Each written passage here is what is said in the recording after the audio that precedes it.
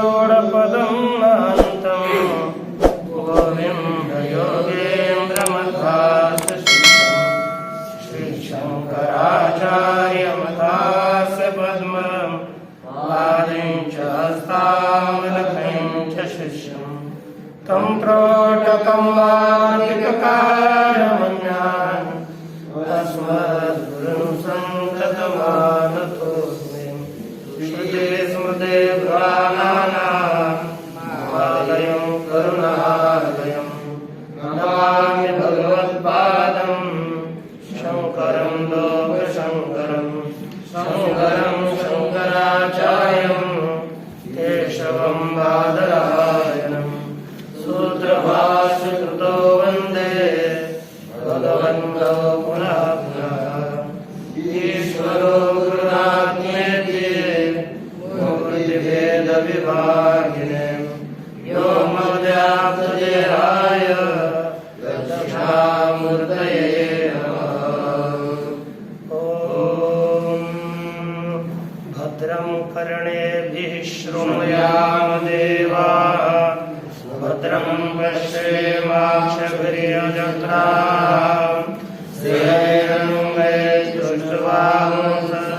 तनुभिर्व्यशेम देवहितं यदायुः स्वस्ति न इन्द्रो वृधश्रवाः स्वस्ति नः पूषा विश्ववेदाः स्वस्ति नस्तार्क्ष्यो अरिष्टनेमिः स्वस्ति नो बृहस्पतिर्दधातु। ॐ शान्ति शान्ति शान्ति।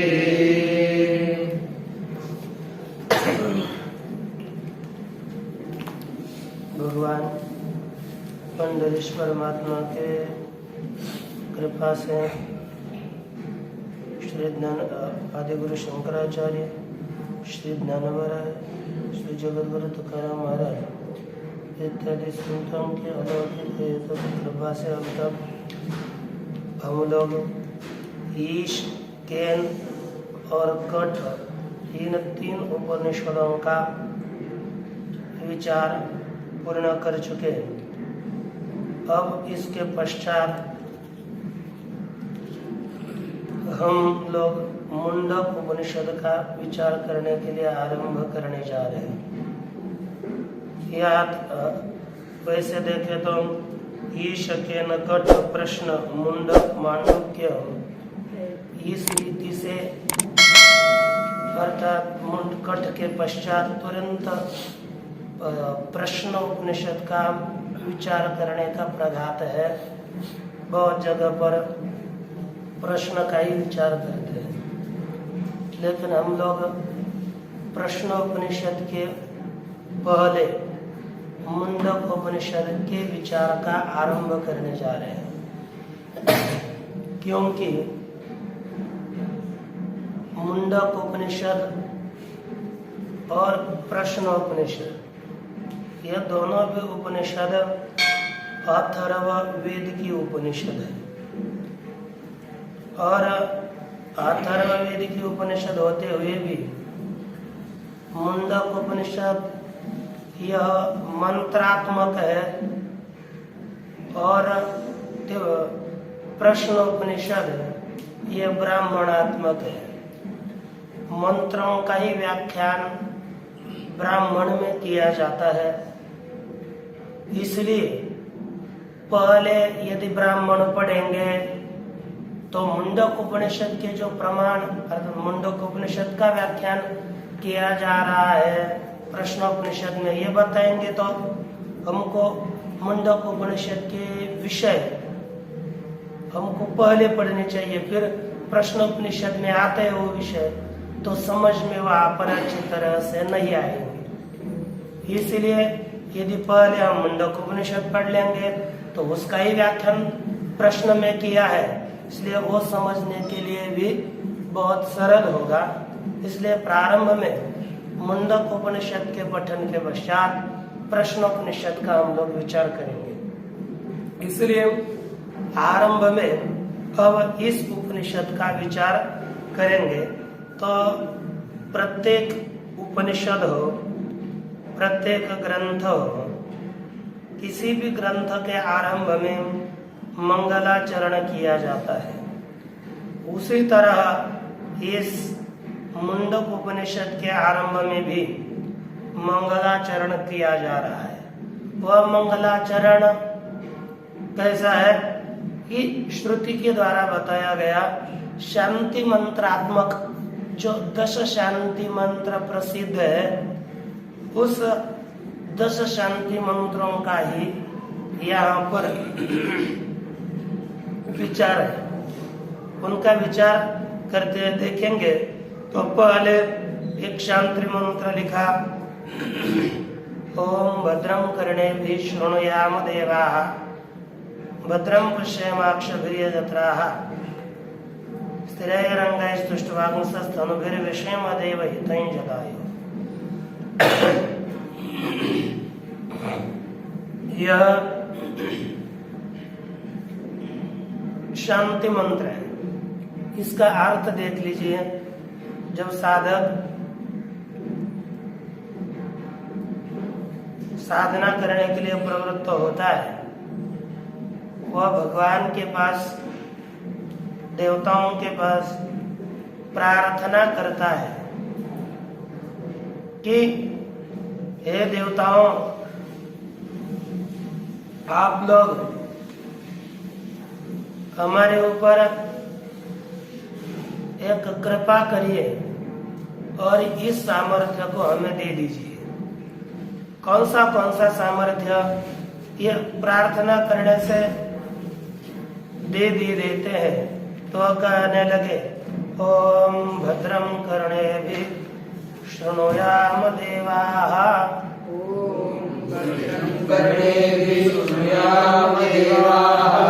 भद्रं पश्येमाक्षभिर्यजत्राः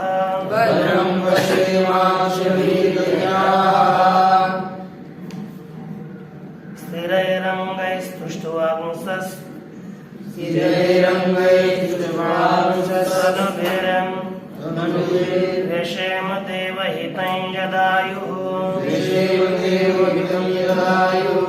यह मंत्र है। इसमें क्या कहते हैं? हे देवाः कर्णेभिः भद्रं शृणुयामः। यहाँ पर देवता अर्थात जो प्रत्येक देह में विद्यमान इंद्रियां हैं, उन इंद्रियों का अनुसरण करके उन इंद्रियों के जो गुण हैं, उन गुणों से युक्त ऐसी जो देवता अर्थात उन इंद्रियों को सामर्थ्य देने वाले जो अधिष्ठात्री देवता है, हे देवों, आप क्या करिए? करणे भी, हम लोग करणे भी भद्रम शृणुयाम, कानून के द्वारा अच्छा सुने। करणे भी ये तृतीया का बहुवचन है। यद्यपि यहाँ पर कर्ण शब्द से कर्ण ही ऐसा रूप होना चाहिए था। ये छांदस रूप है तृतीया का बहुवचन। अतो भिस ऐस इस सूत्र के द्वारा भिस के स्थान पर ऐस आदेश नहीं हुआ, होना चाहिए था। लोक भाषा में कर्ण ही ऐसा ही होता है, लेकिन वेद में यहाँ पर करणे भी इस रूप का प्रयोग किया हुआ है। तो का करणे भी भद्रम शृणुयामः, हम कानों से भद्र अच्छा सुने। अब कौन सा भद्र? अर्थात भजनीयम कल्याण वचनम निर्विशेष ब्रह्म प्रतिपादक वेदांत जात। हम कभी कभी जो भी सुनने हो कान से अच्छा सुने। तो सबसे अच्छा क्या है? जो जिसका हम भजन करें, भजन करने योग्य, जो कल्याण वचनम, कैसा वचन? कल्याणकारक वचन। ऐसा कौन सा कल्याण करने वाला वचन है अपना? कहते निर्विशेष ब्रह्म प्रतिपादक वेदांत। कौन सा? निर्विशेष अर्थात विशेष रहित ब्रह्म का प्रतिपादन करने वाला जो वेदांत है, उस वेदांत को हम अपने कानून से सुने। लेकिन हम सुनेंगे भी तो कैसे? आपके प्रसाद से। हम लोग श्रृणुयाम अर्थात आपके प्रसाद से अच्छा सुनने के लिए हम समर्थ हो जाए। अर्थात हमारे कर्णों में कभी भी कर्णापाटव रूपी जो दोष है, वह कर्णापाटव कभी ना आए और हम लोग कभी भी बधिर न हो जाए, हमारे कान बहरे न हो। इस तरह से एक पहली प्रार्थना करी। वेदांत साधना में प्रवृत्त हुए हैं, हमारे कान नित्य वेदांत का अच्छा ही विषय सुने। उससे अतिरिक्त हमारे कान उस सुनते सुनते बहरे न हो जाए कि हम सुनना ही छोड़ दें। दूसरा कहते हैं कि भद्रम पश्येमाक्षभिर्यजत्रा। अब ये यजत्रा, ये शब्द प्रयोग है। यजत्रा अर्थात जो ब्रह्म विद्या के श्रवण के द्वारा अध्यात्म ज्ञानशील यजन यजत्रा का यजम त्रायती यजत्रा अर्थात जो जिसकी पूजा की जाए, ऐसे जो परमात्मा है अर्थात यजना त्रायंती यजत्रा, ये भी कर सकते हैं। यजम त्रायते, जो याग है उसकी जो रक्षा करने वाले हम लोग। रक्षा करने वाले कौन? हम लोग, क्योंकि नित्य ब्रह्म विद्या श्रवण के द्वारा आध्यात्म ज्ञानशील है। आध्यात्म ज्ञान, अध्यात्म चिंतन करने का स्वभाव जिनका है, ऐसे जो पुरुष है वे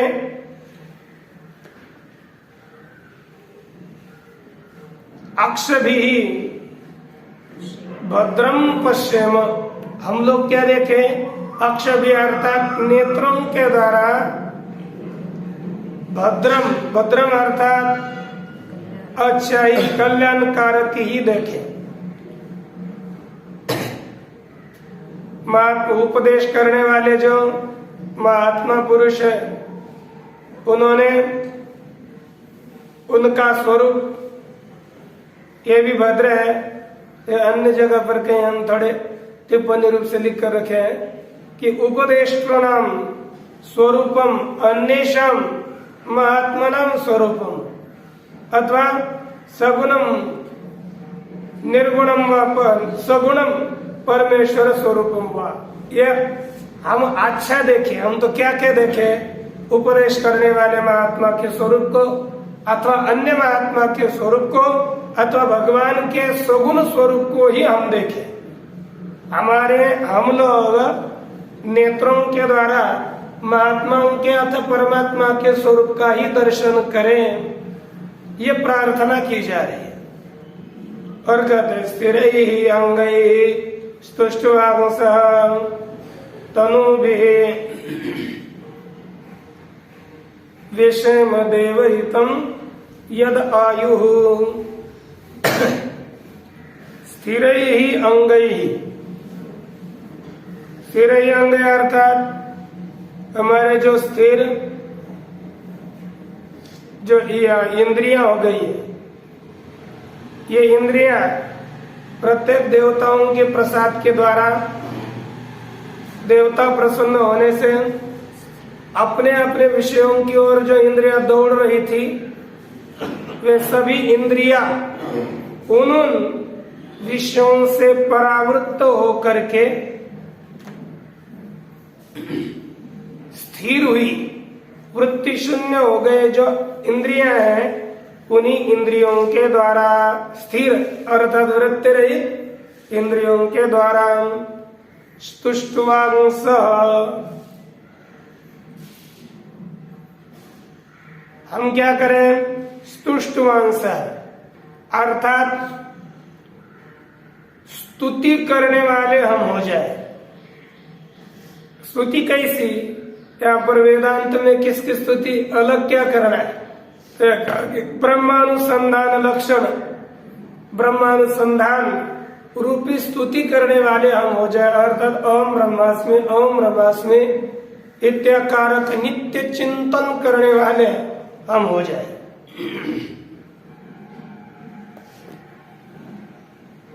तत्पश्चात कहते हैं कि यद देवहितम यद आयु तनु भी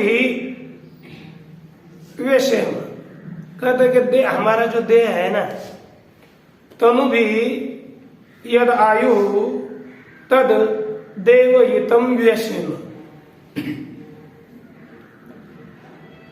अब ये हमारा तनु अर्थात देह, अथवा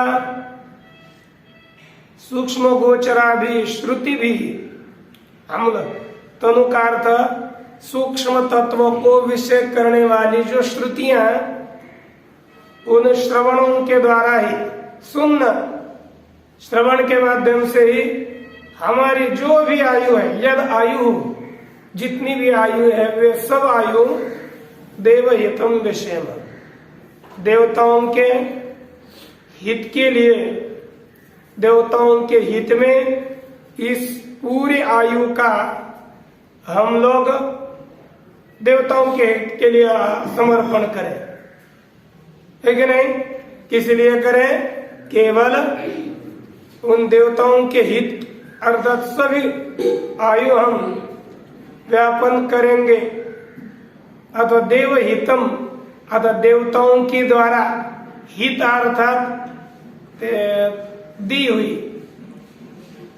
देवताओं के द्वारा हित युक्त जो हमारी निरोगी आयु है, वह आयु हम वेशेम अर्थात निरोगी होकर उस संपूर्ण आयु का हम वे करेंगे, अर्थात संपूर्ण आयु जिएंगे। ऐसे चिरंजीवी होकर निरोगी होकर सभी आयु का हम व्यापन करें, पूरा जीवन हम ऐसे जिए कि निरोगी होकर जिए, हमको किसी तरह का रोग न आए, इस तरह से यह प्रार्थना कर रहे हैं। और क्या क्या हो, स्वस्ति न इंद्र वृद्धश्रवा स्वस्ति न पूखा विश्ववेदा, कहते इंद्र न स्वस्ति, इंद्र हमारा कल्याण करे, वृद्धश्रवा अर्थात ये कैसे इंद्र है, वृद्धश्रवा, वृद्धम श्रवा यस्य सः वृद्धश्रवा, बड़ा हुआ है, श्रव अर्थात कीर्ति, बढ़ी हुई है, बड़ा हुआ है यश, जिनका ऐसे जो बहुत बड़ी कीर्ति वाले इंद्र हमारा कल्याण करें। विश्ववेदा विश्ववेदा पूषा न स्वस्ति, और विश्ववेदा अर्थात संपूर्ण जगत को जानने वाला, विश्वम वेत्ति, विश्वम वेदस जानने वाला, जो सभी वेदों को जानने वाला, सभी को जानने वाला, वेदस अर्थात जानने वाला, विश्वम वेदस, तो विश्व को जानने वाला जो सूर्य है, पुष अर्थात सूर्य, वह न स्वस्ति, वह हम लोगों का कल्याण करे। हम विश्ववेदा पूषा स्वस्ति द्वारा हम लोगों को हमारा कल्याण करे। स्वस्ति नस्तारक्षो अरिष्टनेमि, अरिष्टनेमि अरिष्टा अर्थात अकुंठिता, नेमि अर्थात गति, अरिष्टा अकुंठिता नेमि गति यस्य सः अरिष्टनेमि, जिसकी गति कुंठित नहीं हुई, ऐसा जो तारक्ष है, तारक्ष अर्थात गरुड़, जिसकी गति कभी कुंठित नहीं होती, ऐसे जो तारक्ष गरुड़ जी, वे गरुड़ जी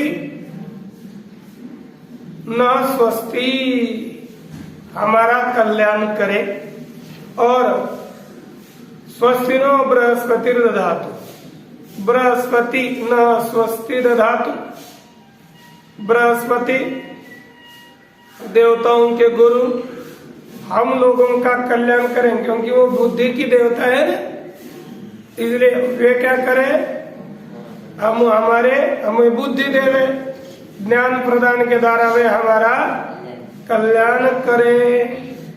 इस तरह से इस मुंडक उपनिषद के आरंभ में शांति मंत्र का विचार किया और अंतिम में त्रिवार शांति लिखा, ओम शांति शांति शांति, त्रिवार शांति। और फिर 3 प्रकार के जो दुख है, आध्यात्मिक, अधिभौतिक और अधिदैविक, आध्यात्मिक, आधिभौतिक, आधिदैविक, सभी प्रकार के दुखों को निवृत्त करने के लिए 3 बार शांति शांति शांति इसका प्रयोग किया हुआ है। तत्पश्चात अब जिसका हमको प्रतिपादन करना है उसी उपनिषद का आरंभ कर रहे हैं।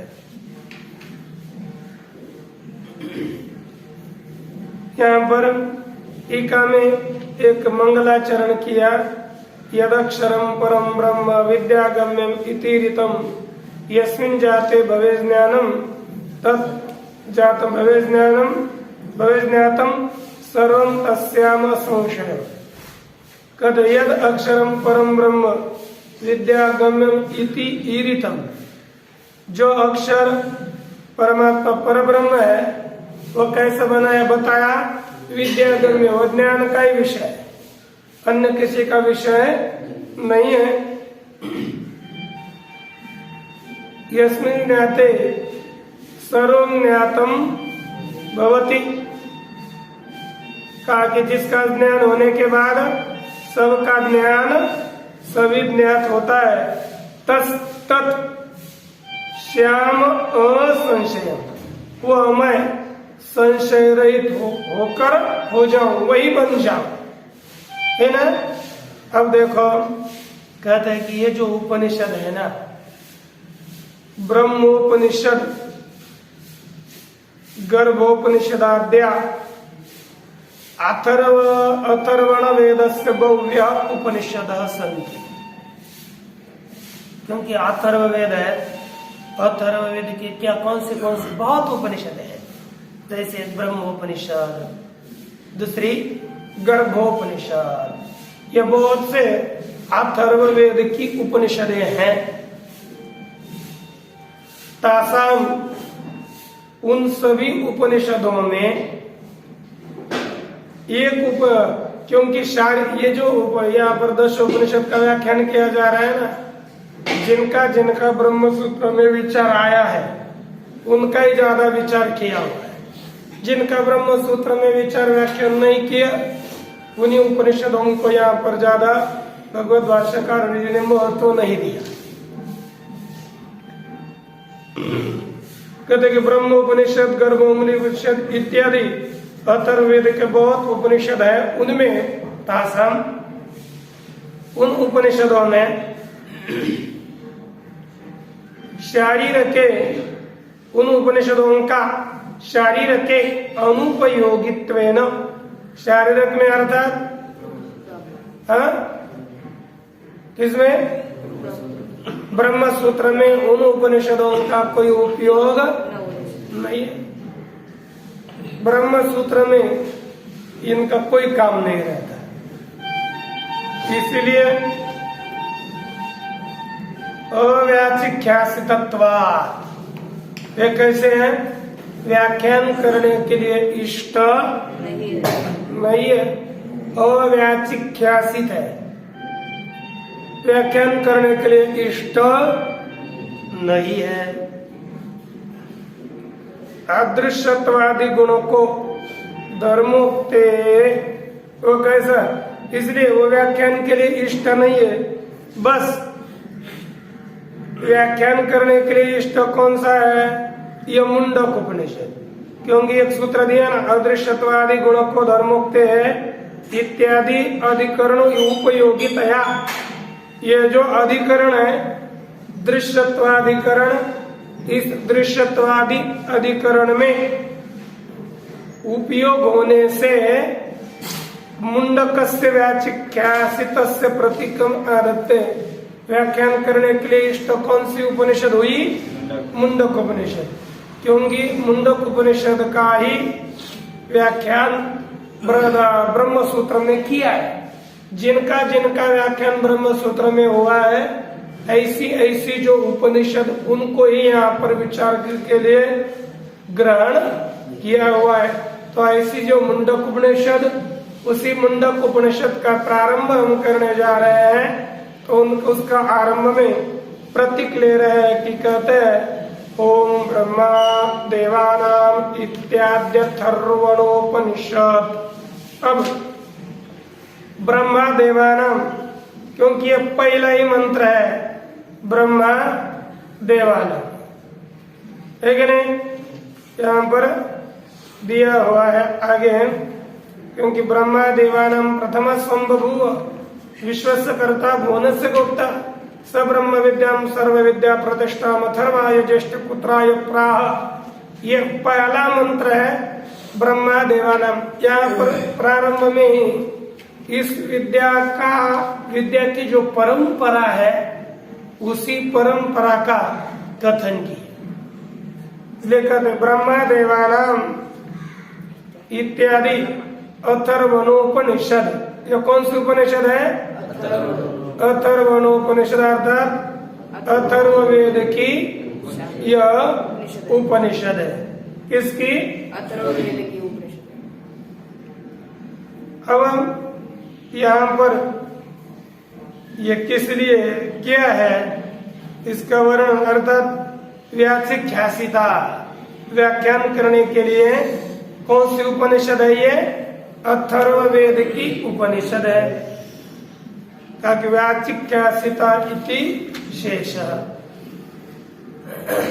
शंका करते ननु यम उपनिषद मंत्र रूपा, यह कौन सी उपनिषद है?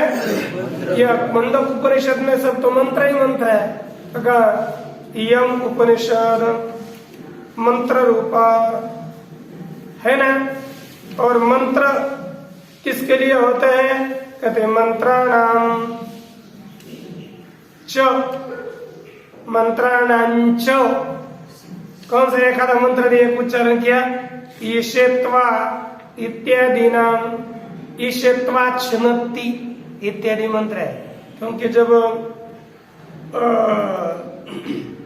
पलस का छेदन करना है ना, तो क्या बोलना पड़ता है? ईशेत्वा, और फिर उसको काटो। पलाश को तोड़ना है तो ईशेत्वा, इस तरह से उच्चारण करके उसका छेदन करना है। तो ईशेत्वा छिन्नति, इस इत्यादि जो मंत्र है उनका कहाँ प्रयोग है? किसके साथ संबंध है? कहते कर्म संबंधे नैव प्रयोजनवत्वम, इत्यादि मंत्रों का कर्म के साथ संबंधन के द्वारा ही, कर्म के साथ संबंध होने से ही उन्हीं मंत्रों की क्या है? सार्थकता है। क्या है? प्रयोजनवत्व, अर्थात ये सभी मंत्र, ईशेत्वा इत्यादि मंत्र कर्म संबंध के, कर्म के साथ संबंध रखने से ही फल वाले हैं। एतेषां च मंत्राणाम कर्मसु विनियोजक प्रमाणानुपलम्बेन, एतेषां इन्हीं मंत्रों का कर्मों में विनियोजक प्रमाण की उपलब्धि न होने से। अब एक उनका न्याय नियम ही है। जो भी कर्म कोई भी वाक्य है, ये आम्नायस्य क्रियार्थत्वा अनर्थक्यम तद अर्थानाम, इस तरह का इनका विचार है। आम्नाय अर्थात वेद, एक सूत्र दिया इसमें अपने जैमिनी सूत्र है, आम्नायस्य तदर्थत्वात्। आम्नाय अर्थात संपूर्ण वेद कर्म के लिए है, इसलिए जो कर्म का प्रतिपादन नहीं करता वो अनर्थ है। जिसका कर्म के साथ कोई संबंध नहीं है वह अनर्थक है, उनका सिद्धांत है। वहां पर भी पूर्व पक्ष रूप से लिया है, यहाँ पर ही पूर्व पक्ष करता है कि आम्नाय से क्रियार्थत्वात्, इस के द्वारा जितने भी मंत्र है वे मंत्र कर्मसु विनियोगजक, उनका कर्म में विनियोग होता है। लेकिन इन मंत्रों का ये जो मुंडक उपनिषद के मंत्र है ना, इन मंत्रों का कर्म में विनियोग करने के लिए कोई भी उपलब्ध नहीं होता। कर्म के साथ विनियोग करने में लिए कोई प्रमाण नहीं है।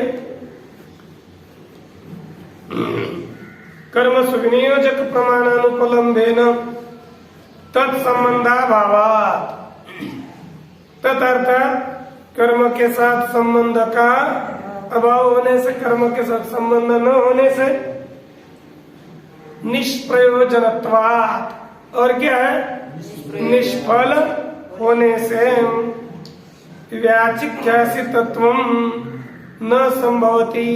अब ये इसका कोई प्रयोजन तो नहीं ना, कर्म के लिए है नहीं, क्योंकि कर्म के लिए तभी होते हैं इसका संबंध कोई ना कोई बता देता, तब कर्म के लिए मंत्र हो जाते हैं। कर्म के साथ संबंध बताने के लिए कोई भी प्रमाण नहीं है, और ये इसलिए ये मंत्र सभी निष्प्रयोजन होने से इनमें व्याख्यासी तत्व संभव नहीं है। व्याख्यान करने के लिए इष्ट होना यह संभव नहीं है, व्याख्यान करने के लिए इष्ट नहीं है।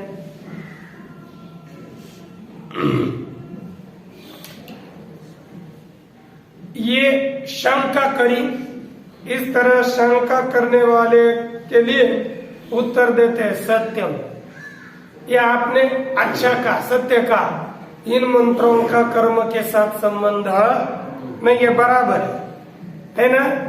सर्व संबंधा भावेपि,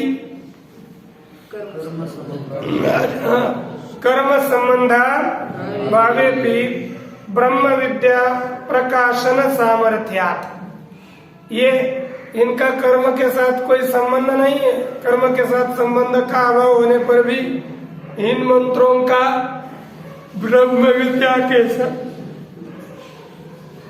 प्रकाशन में, प्रतिपादन में सामर्थ्य होने से विद्या संबंध भविष्यति। इन मंत्रों का किसके साथ संबंध है, विद्या के साथ संबंध है, होगा। इसलिए यद्यपि कर्म के साथ नहीं विद्या के साथ संबंध है, इसलिए यह मंत्र प्रयोजन वाले हैं और व्याचिख्यासित भी होंगे, व्याख्यान करने के लिए भी इष्ट है। ये सिद्धांत ने सिद्ध करा। तब पुनः पूर्व पक्षी बोलते हैं, महाराज ननु विद्याया पुरुष कर्तृत्व तत्प्रकाशकत्वे अस्या उपनिषदोपि पौरुषेयत्व प्रसंगात् पाक्षिक पुरुष दोष जत्व शंकया अप्रामाण्यात् व्याचिख्यासितत्वं नोपपद्यते इति आशंक्य आह।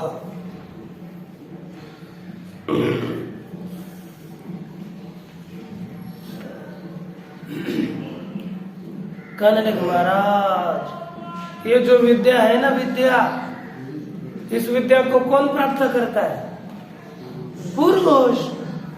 तो ये विद्या किम कर किम जन्य है, पुरुष जन्य है। पुरुष कर्तृक है, पुरुष है कर्ता जिसका, ऐसी विद्या है।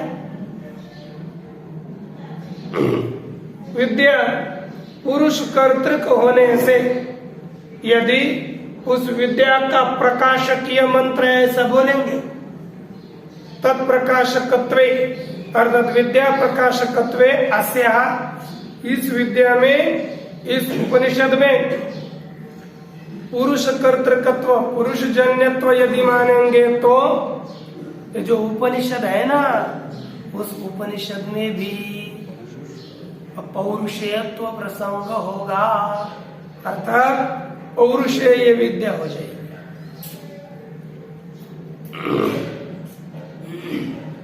इसलिए कौन सा दोष आएगा?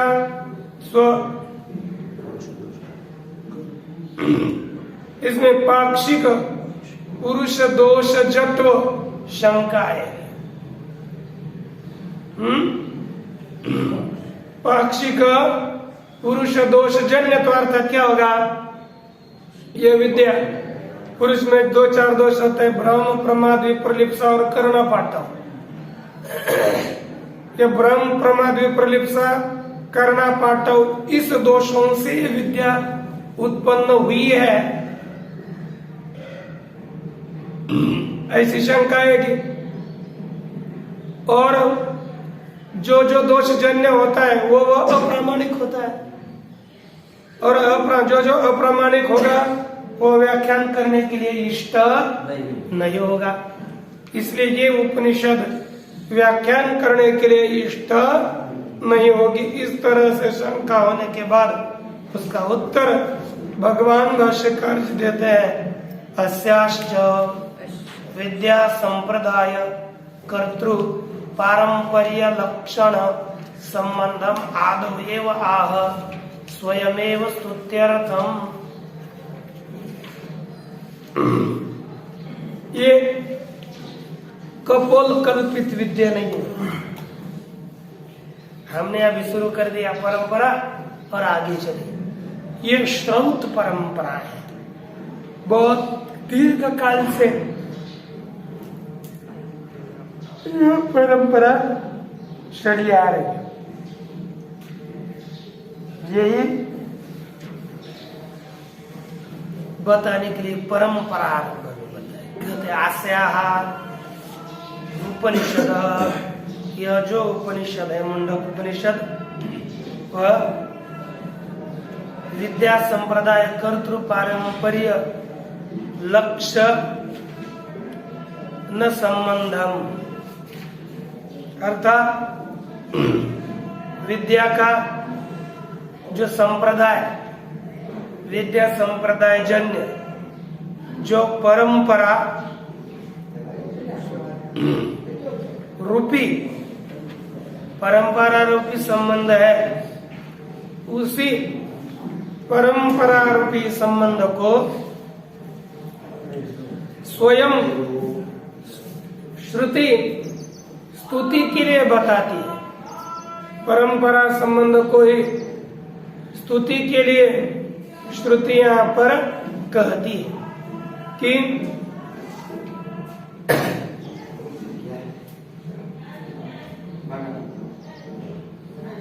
क्योंकि यदि परंपरा बताएंगे तो ये अरे ब्रह्मा देवानां प्रथम संभव ब्रह्मदेव, सभी देवताओं में पहले ब्रह्मदेव उत्पन्न हो गए। अब ब्रह्मदेव उत्पन्न हो गए, उन्होंने किसे विद्या दी तो उनका नाम, उन्होंने किसे दी उनका नाम। तो ये परंपरा का निरूपण करेंगे तो जो विद्या आई है उस विद्या की स्तुति होती है कि नहीं।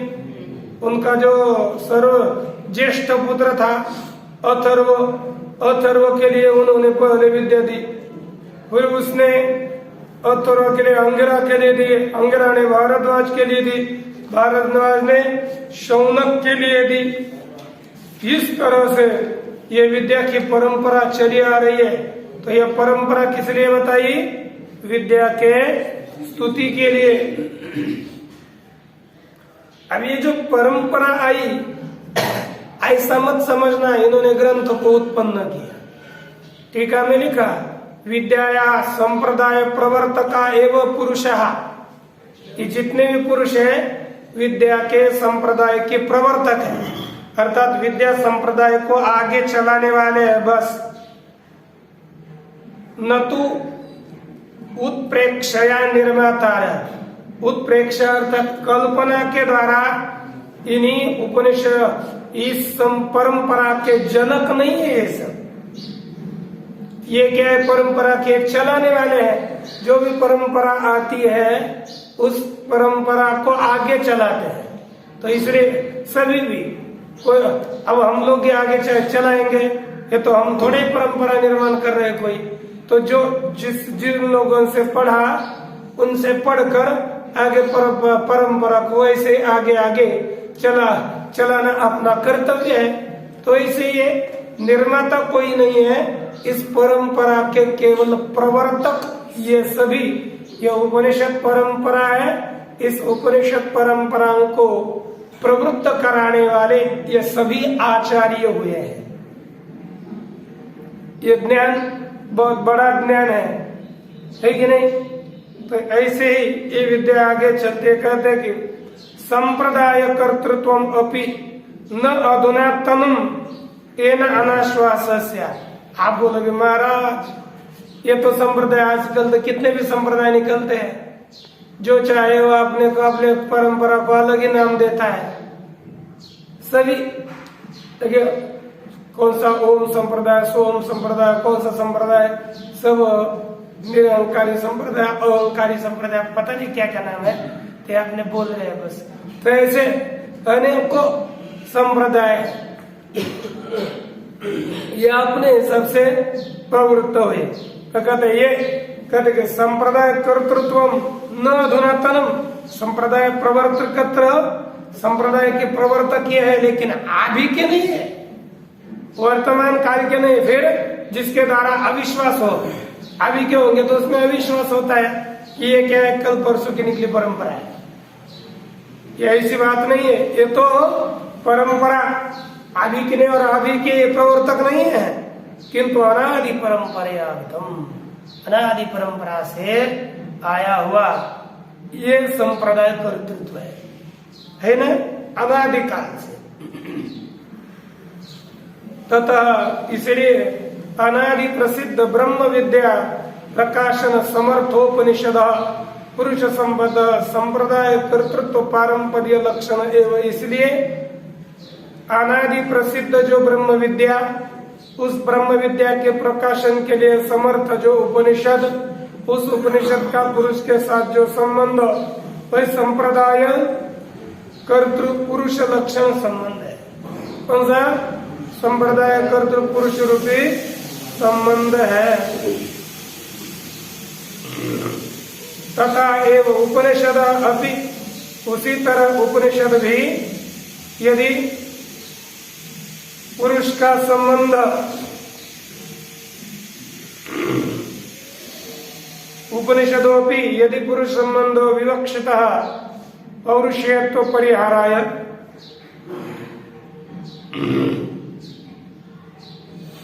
ये जो पुरुष का संबंध है वो विवक्षित है, उपनिषद का और पुरुष का संबंध विवक्षित है, लेकिन उसका उनमें पौरुषेयत्व के परिहार के लिए कहते हैं कि तथा भूतम तरी तथा भूत संबंधाभिधायिकेन अन्येन भवितव्यम। तो कहते उसी तरह का जो संबंध है ना, संबंध भी तो अनादि है, लेकिन उस तरह का संबंध बताने के लिए कोई दूसरा होना चाहिए। स्वयं ही संबंध को बताने वाला हो तो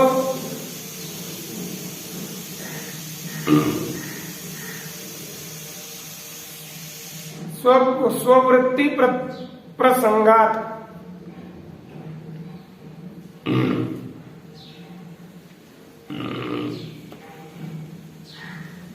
यह प्रतिपन्नी कहते स्ववृत्ति इत्यत्र वृत्ति व्यापार स्वस्य स्वसन प्रतिपादकत्वात्मक तथा चैकत्र विरुद्ध कर्म कर्तृ भाव प्रसंग। यह कहने लगे स्वयं ही, यदि यही स्वयं का स्वयं ही संबंध बताने जा रहा है तो कर्म कर्तृ दोष होगा, अर्थात खुद का खुद स्वयं ही प्रतिपादन करने वाला और स्वयं ही प्रतिपाद्य भी, तो कर्म कर्तृ दोष आएगा। इसलिए कहते हैं कि स्वयं एवं स्तुत्यर्थम, ये उपनिषद तो परंपरा संबंध बता रही है, स्वयं खुद के स्तुति के लिए बता रही है, कोई प्रतिपद्य प्रतिपादक भाव आने के लिए नहीं। एवं ही महद्वी पुरुषार्थ साधनत्वेन गुरुणा आयासेन लब्धा विद्या इति। कहते करे महद्वी अर्थात महान पुरुषों के द्वारा, इस प्रकार महान पुरुषों के द्वारा परम पुरुषार्थ साधनत्वेन परम पुरुषार्थ जो मोक्ष है, उस मोक्ष के साधन रूप से गुरुणा आयासेन विद्या लब्धा, गुरु महान आयास के द्वारा प्रयास के द्वारा विद्या प्राप्त करी गई है।